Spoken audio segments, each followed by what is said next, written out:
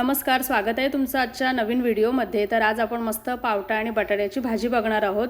तर सध्या बाजारात मस्त पावटा येतो, तर पावट्याच्या शेंगा घेतल्या होत्या मी, पाऊण किलो साधारण असतील, आणि त्या सोलून त्याचे दाणे काढून घेतले होते आणि त्यामध्ये मी बटाटा घालणार आहे। तर तुम्ही इथे वांग पण घालू शकता, पावटा वांगा बटाट्याची भाजी पण छान होते ह्याच पद्धतीने करायची।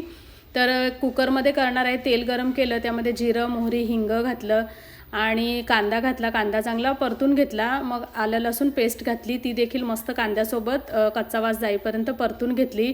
मग त्यामध्ये आपले मसाले घालायचे, लाल तिखट, हळद, गरम मसाला आणि धणा पावडर।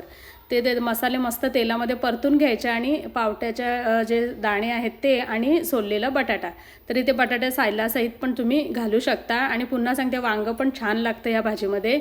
मस्त तेलामध्ये परतून घेतलं, मग त्यामध्ये टोमॅटो घातला, खोबरं भाजलेलं माझ्याकडे वाटूनच असतं फ्रीजमध्ये, तर ते 2-3 चमचे घातले, चवीप्रमाणे मीठ घातलं आणि एका साईडला गरम पाणी करायला ठेवायचं आणि गरम पाणी डायरेक्टली घालायचं ह्यामध्ये।